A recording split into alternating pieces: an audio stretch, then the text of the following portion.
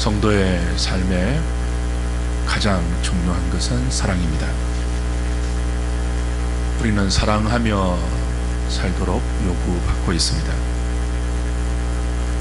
사랑하고 살 때 좋아하는 것과 사랑하는 것을 구별할 필요가 있습니다. 이 둘은 다르죠. 좋아하는 것은 어떤 사람에게 호감을 느끼거나 혹은 마음이 끌리는 상태를 말합니다. 어떤 사람을 좋아할 때 그 사람의 전부를 다 알지 못해도 좋아할 수 있습니다. 내 마음을 잡아 끄는 그 사람의 한두 가지 매력, 눈이 예쁘다든지 웃는 모습이 사랑스럽다든지 그 이유만 가지고도 얼마든지 한 사람을 좋아할 수 있어요. 그러나 사랑하는 것은 다릅니다. 사랑은 그 사람의 한두 가지를 좋아하는 정도가 아니라 그 사람과 나의 인격 전체를 주고받는 것입니다. 누군가를 참되게 사랑하려면 그 사람의 전부를 받아들여야 합니다. 나의 전부를 그 사람에게 주어야 합니다. 그 사람의 전부를 받기 위해서는 나의 기준을 깨트려야 되죠. 나의 많은 부분을 포기해야 하는 자기 희생이 필요합니다. 그 사람의 전부를 받아들이려면 오래 참아야 합니다. 나의 전부를 그 사람에게 주기 위해서는 온유해야 합니다. 죄로 타락하여 자기 중심성을 갖게 된 인생이 참된 사랑을 할 수 없는 이유가 여기에 있습니다. 자신을 깨트릴 수 없죠. 이기적인 중심성을 갖고 있으면요, 자기를 희생할 수 없어요. 참되게. 누가 좋아하는 것을 넘어서 어떤 사람을 참되게 사랑할 수 있을까요? 자기를 깨트릴 수 있고 자기를 포기할 수 있는 사람입니다. 하나님의 사랑으로 거듭난 성도가 아니면 이 자기 깨트림과 자기 희생을 동반한 참된 사랑의 삶을 살 수 없죠. 거듭났다 할지라도 성령으로 충만하지 않으면 우리의 본성으로 결코 이런 사랑의 삶을 우리는 살아낼 수가 없습니다. 오래 참으면서 자신을 깨트리지 않는 사랑, 온유하게 자신을 포기하지 않는 사랑은 사랑이 아니죠. 시중에 많이 돌아다니는 글을 조금 제가 읽어 드릴 테니까 좋아하는 것과 사랑하는 것의 차이를 한번 생각해 보십시오. 꽃을 좋아하는 사람은 꽃을 꺾는다. 그러나 꽃을 사랑하는 사람은 그 꽃에 물을 준다. 좋아하는 것은 그 사람으로 인해 내가 행복해졌으면 하는 마음이고, 사랑하는 것은 나로 인해 그 사람이 행복해졌으면 하는 마음이다. 좋아하면 욕심이 생기고, 사랑하면 그 욕심을 포기한다.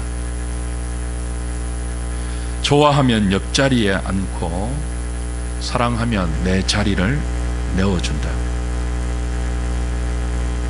좋다는 말을 들으면 설레이지만 사랑한다는 말을 들으면 눈물이 난다. 좋아해는 웃고 사랑해는 운다. 차이가 뭘까요? 좋아하는 것과 사랑하는 것의 차이, 시중에 많이 돌아다니고 있습니다. 금방 드러나죠. 좋아하는 것은 여전히 자기 중심적인 상태에 머물러 있어요. 사랑하는 것은요, 그것을 넘어서 상대방 중심으로 나의 중심이 이동하죠. 자기 중심이냐 상대방 중심이냐, 좋아하는 것과 사랑하는 것의 가장 큰 차이점입니다.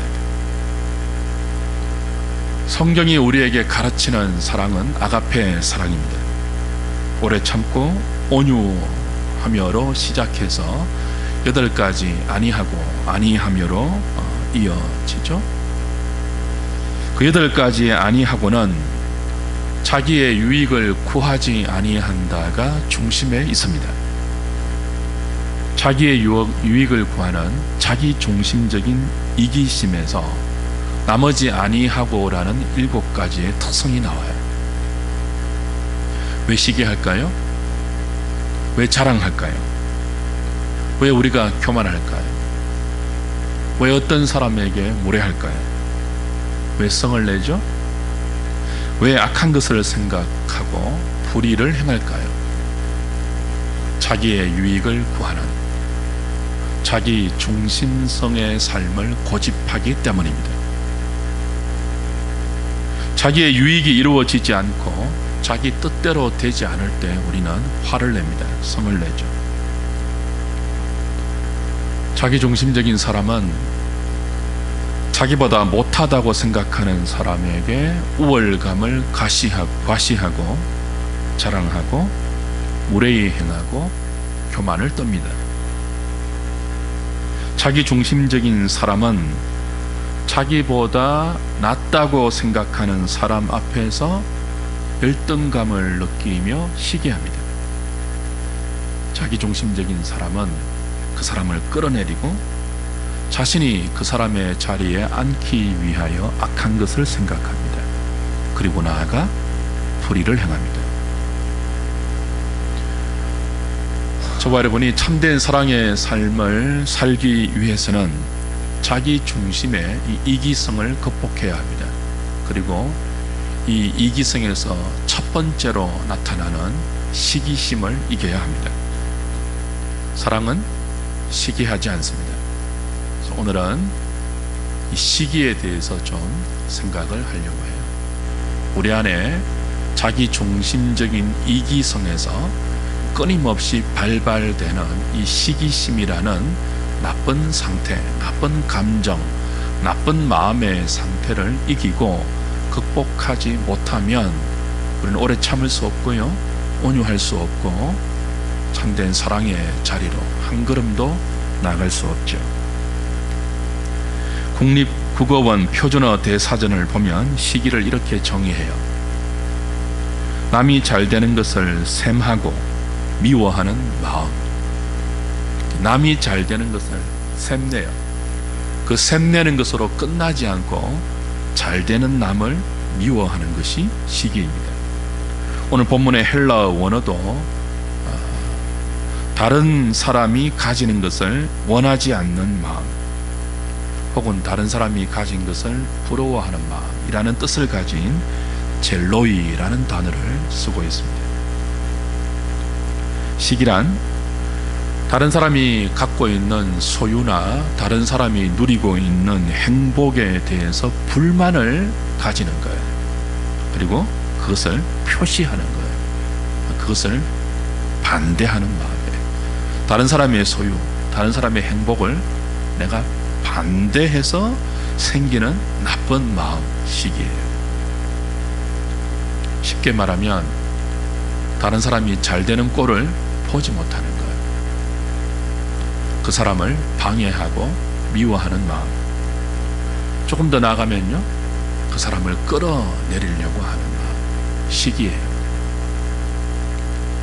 시기와 비슷하게 사용되지만 전혀 다른 단어가 있죠. 뭡니까? 질투이죠. 질투와 시기도 좀 구별해야 돼요. 질투는 부부 사이 혹은 사랑하는 사람 사이에서 내가 사랑하는 상대방이 내가 아닌 다른 사람에게 마음을 줄 때 유발되는 감정입니다. 우리가 사랑한다고 하면서 질투심을 느끼지 않으면 그건 사랑이 아니죠. 내가 사랑하는 사람이 다른 사람과 팔짱을 끼고 돌아다니고 있다고 생각을 해보십시오.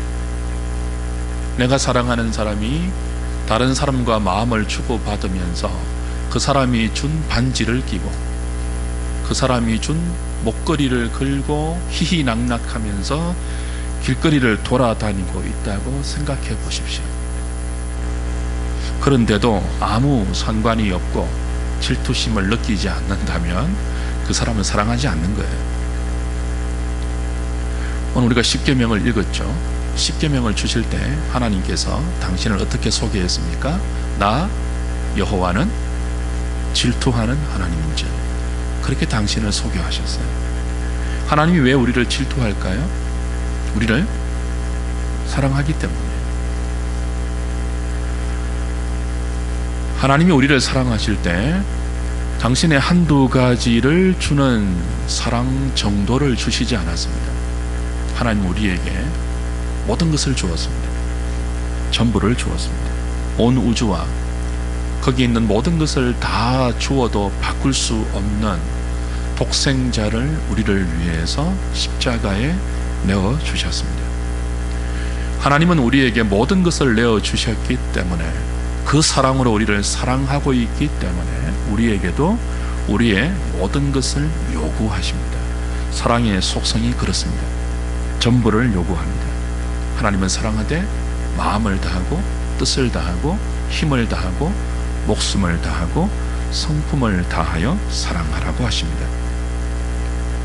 전부를 다 주셨기 때문에 우리의 전부를 다 요구하십니다. 우리의 마음에 하나님이 아닌 다른 것을 추구하고 다른 것을 사랑하는 것만큼 하나님 우리에게 질투하십니다. 그만큼 우리를 사랑하십니다. 시기는 질투와 달라요.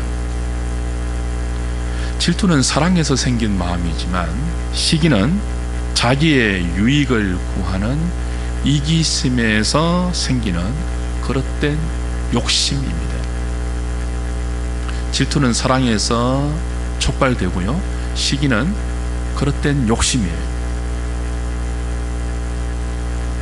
내가 가지지 못하는 것을 상대방이 가지고 있을 때, 혹은 나만 가지면 좋다고 여기는 것을 다른 사람도 가지고 있을 때, 그때 생기는 나쁜 감정, 아주 악한 감정이 시기입니다. 시기하는 사람은 다른 사람이 잘 될 때 괴로워요. 즐겁지 않고 괴로워요. 사촌이 논을 사면 뭐가 아프다고요? 배가 아파요. 시기입니다. 시기와 질투의 차이가 뭘까요? 시기는 능력과 소유에 대한 것이고, 질투는 관계와 사랑에 관한 것입니다. 영화 아마데우스에서 모차르트가 엄청난 재능의 음악을 발휘할 때 살리엘리가 하나님께 했던 그 반응들, 시기이죠. 드라마 상속자들에서 이민호와 사귀는 박신의 곁을 맴돌면서 들이대는 김우빈의 마음은 시기가 아니고 질투입니다. 시기는 스릴러 영화의 모티프가 되고요, 질투는 멜로 드라마의 힘이 됩니다. 시기는 죄입니다. 성경은 시기를 질투와 같이 다루지 않고요, 죄로 규정해서 우리가 피하고 우리가 극복하고 반드시 뛰어넘어야 할 그런 것으로 가르치고 있어요. 왜 우리가 시기하지 말아야 되죠? 시기하는 한 참된 사랑의 삶을 한 걸음도 내디딜 수 없기 때문입니다. 왜 성경이 시기를 죄라고 규정할까요? 시기가 그냥 사촌이 논을 사면 배 아픈 것으로 끝나지 않고 상대방에 대한 험담, 중상모략과 같은 악을 생각하고 불의를 행하는 데까지 이어지기 때문에, 시기는 내가 시기하는 그 사람의 명예, 그리고 안위가 깨트려지는 일들이 일어나기를 고대합니다. 나아가 그 일을 계획합니다. 그리고 기회가 오기를 기다려서 그 일을 실행합니다. 내가 시기를 극복하고 그 시기를 처리하지 못하면 나의 시기 때문에 내 시기의 대상이 되는 상대방은 자신도 모르는 사이에 공격의 대상이 되고 함정에 빠지게 되고 억울함을 당하게 됩니다. 그래서 시기는 무서운 죄입니다. 7가지 대역죄 가운데 시기가 포함되어 있습니다. 시기는 시기의 대상인 상대방과 시기의 주체인 나를 함께 파멸시킬 수 있는, 우리의 삶을 송두리째 바꿀 수 있는 무서운 파괴적 에너지를 품고 있습니다. 다윗이 블레셋의 장수였던 골리앗을 물리치고 승리의 계선을 했을 때 이 다윗을 맞이하던 이스라엘 백성들 중에 여자들이 계선하고 돌아오는 다윗을 어떻게 맞았습니까? 사울이 죽인 자는 천천히지만 다윗이 죽인 자는 만만이로다. 그렇게 다윗을 칭송하면서 다윗을 맞았어요. 여성 여러분, 가끔 우리 사랑하는 자매들이 이렇게 좀 속이 없는 경우가 있더라고요. 사울이 왕이잖아요.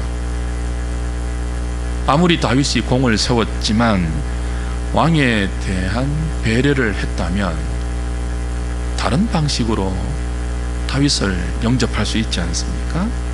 굳이 사울과 다윗을 비교해서 사울이 죽인 자는 천천히지만 다윗이 죽인 자는 만만이로다, 그렇게 다윗을 맞이할 필요가 뭐가 있어요? 사울이 기분이 나쁠만 하지 않습니까? 자기 중심적인 이기성을 가진 우리 인생은요, 이런 말, 이런 상황을 참지 못합니다. 견뎌내지를 못해요. 누군가가 나와 다른 사람을 비교하면서 그 사람을 올리고 나를 끌어내리려는 말이 내 레이더에 잡힐 때, 그런 상황이 내 눈에 포착될 때 자기 중심성을 가진 죄인들의 마음은 상하고 속이 뒤틀리죠. 사울의 인생이 그때부터 변하기 시작합니다. 여인들이 다윗을 칭찬하는 말을 들었을 때 사울의 자기 중심성이 흔들리고 다윗에 대한 시기심이 발생했습니다. 그 시기를 잘 다스리면 좋겠지만 사울은 그 시기심을 잘 다스리지 못했어요. 그러자 그때부터 사울의 전 생애가 뒤틀리고 변질되고 이상한 방향으로 변하기 시작합니다. 사무엘상 9장을 보시면요, 사울의 아름다운 모습이 나와요. 아버지가 잃어버린 암나귀 한 마리를 찾다가 사울이 하나님의 선견자를 만나게 됩니다. 그때 사울은 너무나 예의 바른 모습을 보여요. 아주 예의 있는 청년이었어요. 더군다나 사무엘이 사울에게 기름을 부어서 왕의 후보로 삼으려고 할 때 나 같은 사람이 어떻게 그 일을 감당할 수 있겠습니까? 겸손하게 사형의 모습까지 보인 사람이 사울이에요. 왕이 되고 나서도 이스라엘의 초대 왕이 되었지 않습니까? 몇 차례의 전쟁을 치를 때 뛰어난 지략, 놀라운 통솔력을 발휘했던 사람이 사울입니다. 리더십이 있었고 지혜가 있었고 여러 면에서 뛰어난 자질을 갖춘 사람이에요. 그런데 그 사울의 뛰어난 자질이 다윗을 시기하는 순간부터 그 다윗을 향한 시기심이 극복되지 못하고 그 시기가 미움과 정오로 연결되는 순간부터 그 뛰어난 사울의 자질이 다 사장됩니다. 그리고 그의 능력과 재능들이 다 이상한 쪽으로 변질되고 왜곡되게 됩니다. 사랑하는 여러분, 우리가 시기라는 이 나쁜 감정에 휩쓸리게 되면 하나님의 말씀을 주야로 묵상하는 것이 아니고 그 시기의 대상을 주야로 생각하면서 어떤 자리까지 간다고요?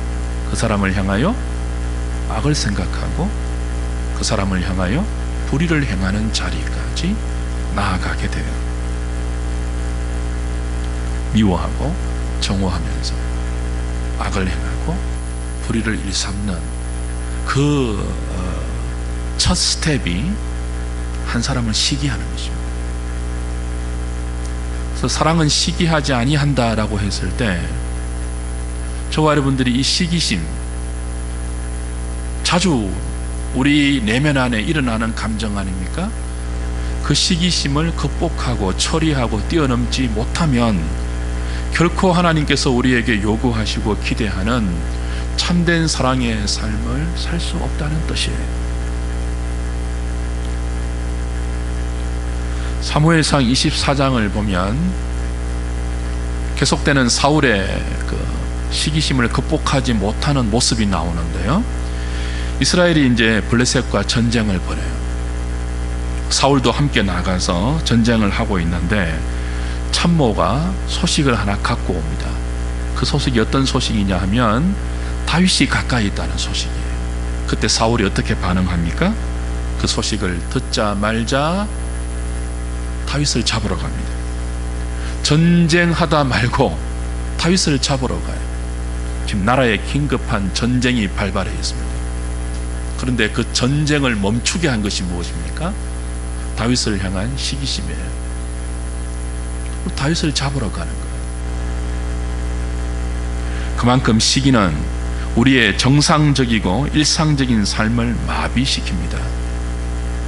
그것 외에는 어떤 것에도 집중하지 못하게 하는 악하고 독하고 파괴적이고 나쁜 에너지를 이 시기가 갖고 있어요.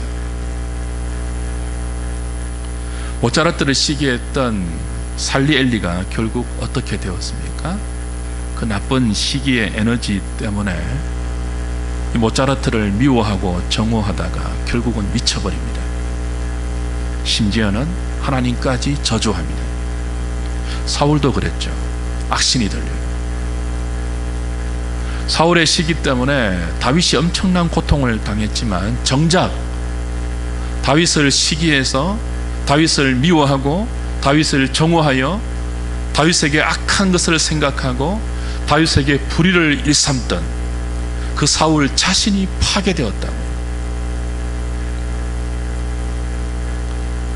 시기는 시기의 주체인 자신과 시기의 대상인 다른 사람을 함께 고통스럽게 하고 나아가서 시기하는 자기 자신을 파멸로 몰아갑니다. 그래서 야고보 사도는 이 시기를 독한 시기라고 표현해요. 야고보서 3장 한번 가보십시오.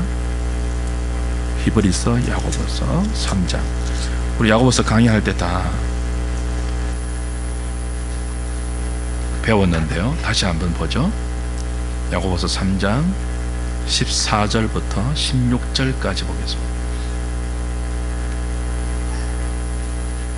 그러나 너희 마음속에 독한 시기와 다툼이 있으면 자랑하지 말라. 진리를 거슬러 거짓말하지 말라. 이러한 지혜는 위로부터 내려온 것이 아니요 땅 위의 것이요 정욕의 것이요 귀신의 것이니 시기와 다툼이 있는 곳에는 혼란과 모든 악한 일이 있습니다. 자, 야고보 사도가 시기를 그냥 시기라고 표현하지 않고 뭐라고 표현해요? 독한 시기, 그렇게 표현해요. 시기는 나쁜 감정인데요, 그냥 나쁜 감정 정도가 아니고 악하고 독한 감정입니다. 왜냐하면 상대방을 미워하는 마음으로 연결되거든요. 정오하는 마음으로 연결되거든요. 상대방을 해치고 상대방에게 악한 일을 행하면서도 아무렇지도 않는 그런 마음이기 때문에 이 시기는 독한 시기예요. 이 독한 시기의 감정으로부터 모든 다툼이 발발됩니다. 시기하지 않으면 싸우지도 않습니다. 양보하죠. 잘 되는 사람을 축복하죠. 시기심이 없으면 함께 즐거워하지 않습니까? 근데 시기하는 순간부터 다툼이 일어나요. 그 사람이 나에게 무언가 특별히 잘못한 것도 없어요. 잘못한 것도 없는데 그냥 그 사람이 잘 되는 것을 보고 배가 아파요. 마음이 상해요. 그리고 그 사람을 해치기 위해서 진리를 거슬러 거짓을 일삼고 악을 행합니다. 사도는 말하죠. 이런 독한 시기는 위로부터 난 지혜가 아니다. 땅의 지혜이고 정욕적이고 마귀적인 지혜다. 그러니까 시기는 마귀에게서 나온 거예요. 왜 시기가 사탄의 지혜일까요? 여러분 기억나십니까? 사탄이 하나님을 반역해서 존귀한 천사의 지위를 잃어버리고 추방되었습니다. 하나님의 존전에서 추방되었습니다. 비참한 존재가 되고 말았죠. 지옥은 사탄을 위해서 예비된 곳입니다. 사탄이 자신은 그렇게 하나님의 존전에서 쫓겨나 비참한 위치로 전락되었음에도 불구하고 하나님의 형상으로 피조된 인간이 하나님의 사랑 안에서 하나님을 사랑하고 서로를 사랑하는 이 복된 삶을 사는 것을 볼 때 시기심이 나서 견딜 수가 없었죠. 그래서 우리 인생을 자기처럼 비참한 존재로 전락시키기 위해서, 하나님과 우리의 관계를 깨트리기 위해서 사탄은 온갖 방법을 짜내었습니다. 그게 땅이의 지혜예요. 그게 정욕적인 지혜예요. 그게 남을 해치는 사탄의 지혜예요. 귀신적인 지혜예요. 이 사탄의 귀신적인 지혜에 아담과 하와가 유혹되어 미혹되어 하나님을 반역하고 죄에 빠졌죠.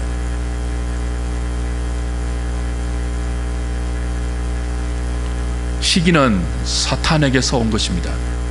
독한 시기입니다.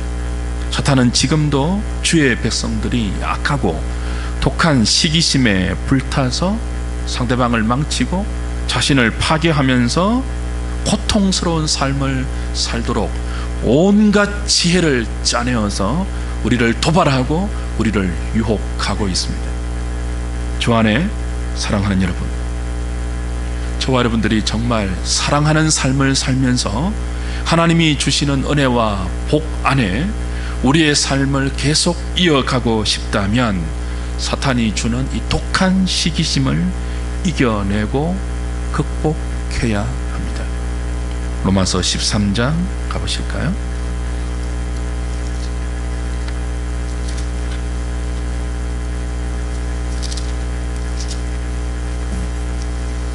(11절부터) (14절까지) 보겠습니다.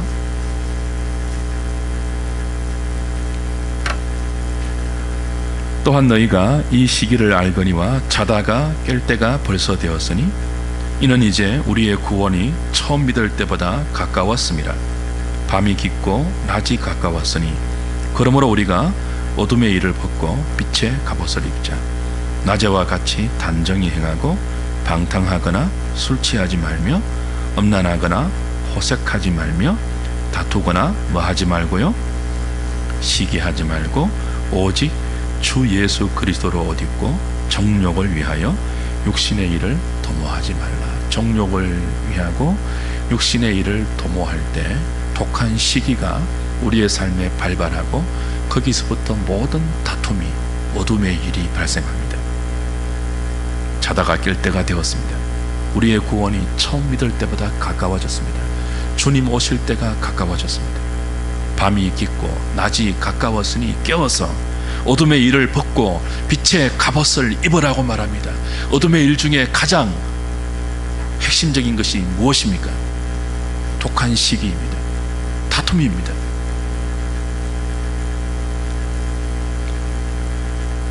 이 시기에 옷을 벗고 빛의 갑옷을 입어야 우리는 비로소 사랑할 수 있습니다.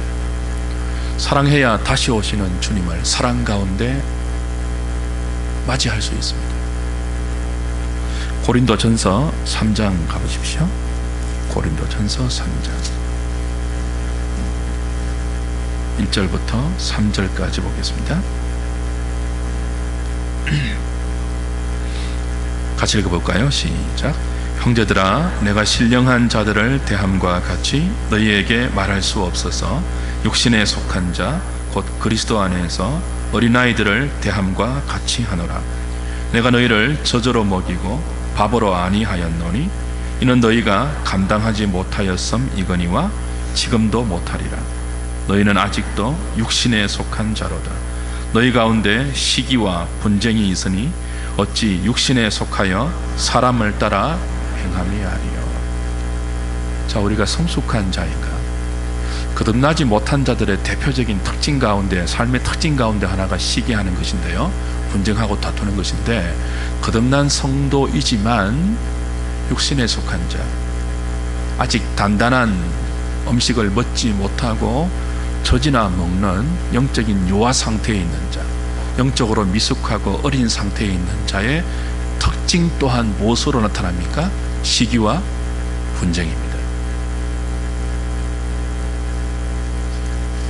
그래서 시기와 분쟁은 우리가 늘 극복해야 할 나쁜 거예요. 육신에 속한 자의 대표적인 속성이죠. 갈라디아서 5장을 찾고 말씀을 좀 마무리하겠습니다.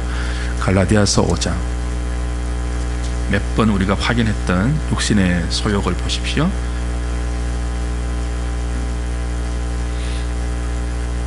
(5장) 19절부터 21절까지입니다.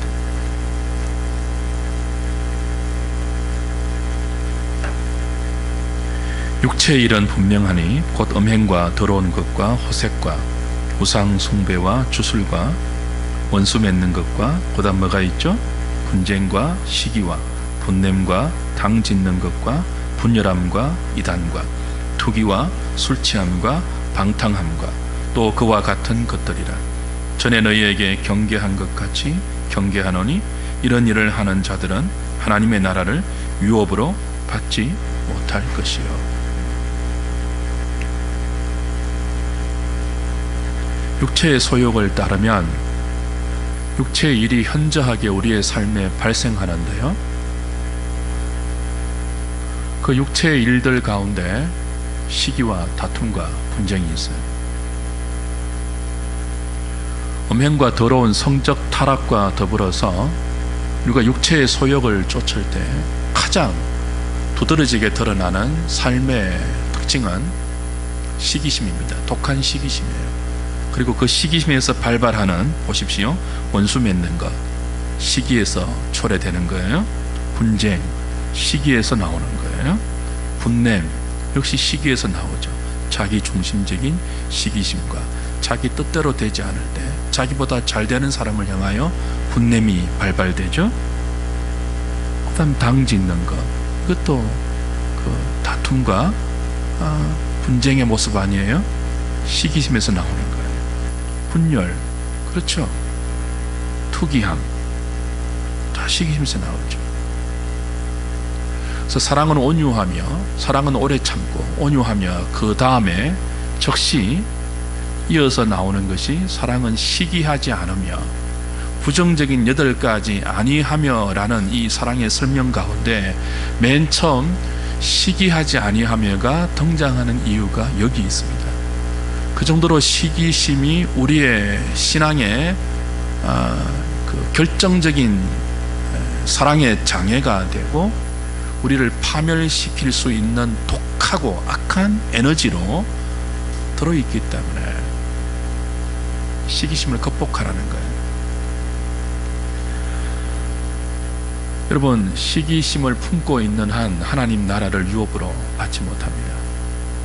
우리가 죽어서 천국에 가고 싶어도 여러분이 지금 여기에 사시는 동안 누군가를 향한 시기심을 극복하고 그 사람을 축복하고 그 사람이 잘 되는 것을 함께 기뻐하는 자리로 여러분의 수준과 인격과 성품이 자라가지 않으면요, 여러분은 죽어서 하나님 나라를 들어가지 못하고, 여러분이 택한 자라면 죽이지도 않고 데려가지도 않고 수많은 인생의 고난을 통해서 여러분을 연단시키세요.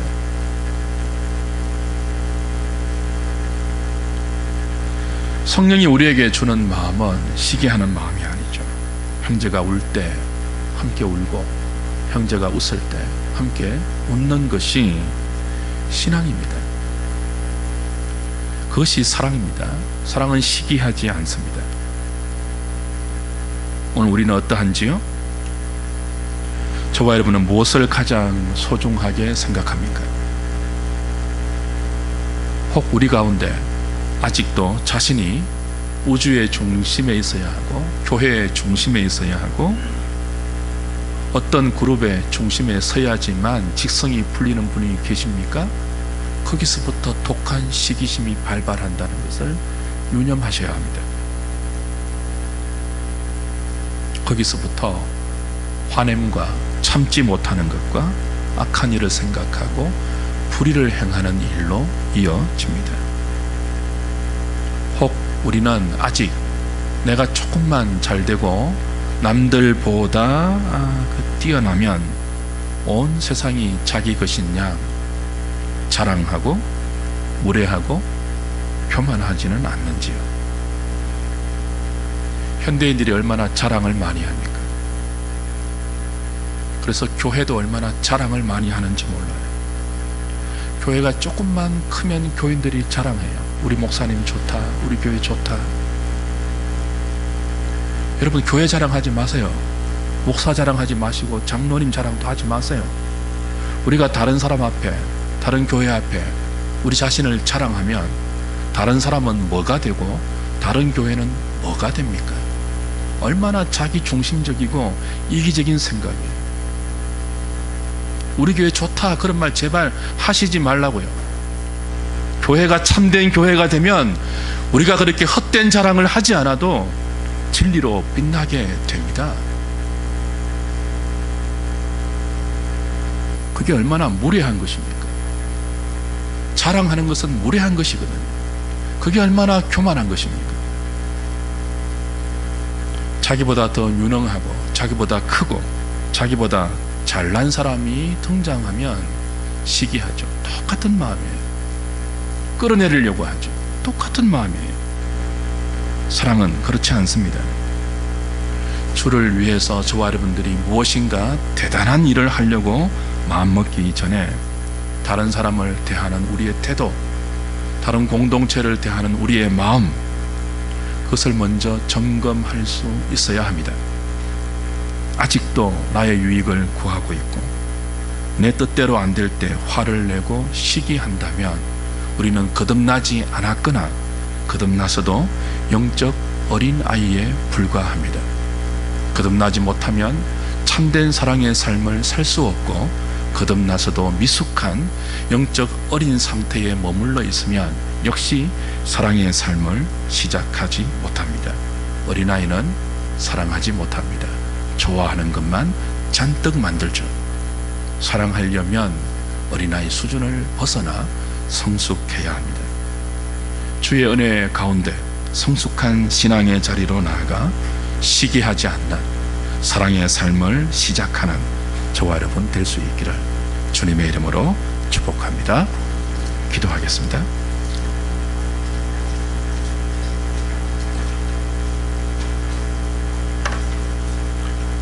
하나님, 우리 안에 못된 이기심이 있어서 누군가가 나보다 잘되고 나와 똑같은 자리에 올라서서 나의 영광을 함께 누리고 있다면 견디지 못하는 그런 사람을 싫어하고 그 사람을 끌어내려야만 직성이 풀리는 독한 시기심이 있음을 고백합니다. 이 시기심에서 다툼이 일어나고 이 독한 시기에서 자신이 파괴되며 상대방을 고통스럽게 하는 모든 전쟁이 발발함도 다시 확인받았습니다. 오 하나님 아버지, 주의 성령께서 우리를 긍휼히 여겨 주셔서 성령의 능력으로 끊임없이 자기의 유익을 구하는 이 자기 중심성의 이기심을 벗어버리게 하시고, 그 이기심에 십자가와 더불어 못을 받게 하시고, 시기심을 극복하고 웃는 자와 더불어 웃고 우는 자와 더불어 우는 사랑의 삶을 시작할 수 있도록 우리에게 은혜와 복을 더하여 주시옵소서. 예수님의 이름으로 기도하옵나이다. 아멘.